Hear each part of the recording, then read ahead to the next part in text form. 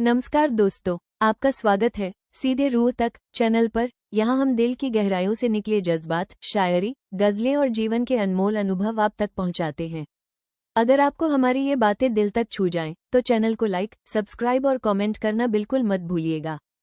नेतृत्व केवल अधिकार या पद का नाम नहीं है, यह एक आंतरिक स्थिति है, एक ऐसी मानसिकता जो दूसरों को प्रेरित करने, समझने और सशक्त बनाने की क्षमता पर आधारित होती है।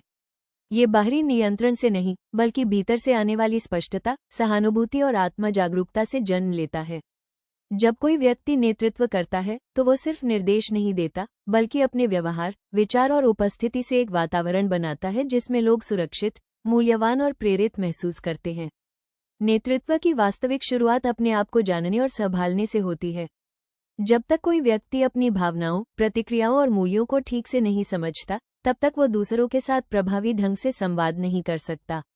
आत्म जागरूकता और भावनात्मक संतुलन केवल नेतृत्व के लिए आवश्यक नहीं है, बल्कि वे उसकी नींव हैं।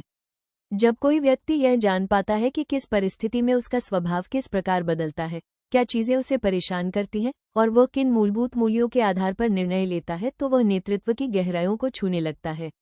नेतृत्व की एक विशेषता ये भी होती है कि वो प्रभावशाली संवाद पर आधारित होता है, न कि केवल बोलने पर। जब कोई व्यक्ति सच्चे मन से सुनता है, बिना बाधा, बिना पूर्वाग्रह और बिना किसी निष्कर्ष पर पहुंचे, तो वह एक ऐसा संबंध स्थापित करता है जिसमें विश्वास और समझ की नींव रखी जाती है। ये सक्रिय श्रवण केवल जानने की प्रक्रिया नहीं है, यह एक गहरा भावनात्मक जुड़ाव है जो दूसरों को यह महसूस कराता है कि उनकी बातों का महत्व है, उनका अनुभव और दृष्टिकोण मान्य है। जब लोग यह महसूस करते हैं कि वे बिना डर या संकोच के अपने विचार और चिंताएं साझा कर सकते हैं, तब एक समूह में मनोवैज्ञानिक सुरक्षा की भावना पनपती है। यही वो आधार होता है जिस पर रचनात्मकता, सहयोग और नवाचार पनप सकते हैं। ये सुरक्षा केवल शब्दों से नहीं आती, यह नेता के व्यवहार, प्रतिक्रियाओं और रोजमर्रा की छोटी छोटी बातों में दिखती है। जब कोई व्यक्ति गलती करता है और उसे डांट या उपेक्षा की बजाय समझ और सहयोग मिलता है, तो वह अपने पूरे आत्मविश्वास के साथ आगे बढ़ता है। यही वो वातावरण है जहां लोग न केवल काम करते हैं, बल्कि उसमें अर्थ खोजते हैं। नेतृत्व में सहानुभूति की शक्ति को नजरअंदाज नहीं किया जा सकता।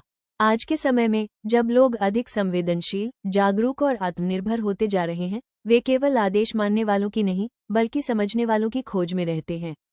जब कोई नेतृत्वकर्ता ये जानने का प्रयास करता है कि सामने वाले व्यक्ति की जरूरतें क्या हैं, उसकी प्रेरणा कहाँ से आती है और उसे सफल महसूस कराने के लिए क्या माहौल चाहिए, तो वो केवल कार्यों का प्रबंधन नहीं कर रहा होता, वो एक इंसान की यात्रा में सहभागी बनता है।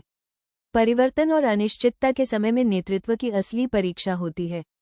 जब परिस्थितियां अस्थिर होती हैं और लोगों को ये स्पष्ट नहीं होता कि आगे क्या होने वाला है, तब उन्हें एक ऐसे मार्गदर्शक की आवश्यकता होती है जो उन्हें स्थिरता, स्पष्टता और भरोसा दे सके। बदलाव से डरना स्वाभाविक है, लेकिन अगर उस डर को सुना जाए, समझा जाए और उसके पीछे की चिंता को स्वीकार किया जाए, तो वो डर नेतृत्व की शक्ति में बदल सकता है। संवाद, पारदर्शिता और संवेदना ऐसे समय में सबसे प्रभावशाली उपकरण बन जाते हैं। नेतृत्व कोई उपलब्धि नहीं है जिसे एक बार हासिल करके स्थायी रूप से धारण किया जा सके। यह एक सतत यात्रा है, स्वयं को देखने, बदलने और बेहतर बनाने की यात्रा। इसमें निरंतर यह आत्ममंथन होता है कि क्या मैं अपने मूल्यों के अनुरूप व्यवहार कर रहा हूँ? क्या मेरी उपस्थिति दूसरों को सहयोग और आत्मबल देती है? क्या मेरे निर्णयों में करुणा और स्पष्टता है? इन प्रश्नों के उत्तर में ही नेतृत्व की सच्ची परिभाषा छिपी होती है। ये समझना जरूरी है कि नेतृत्व किसी विशेष अवसर या मंच का मोहताज नहीं होता। वह रोजमर्रा के छोटे छोटे निर्णयों में, संबंधों में और प्रतिक्रियाओं में झलकता है।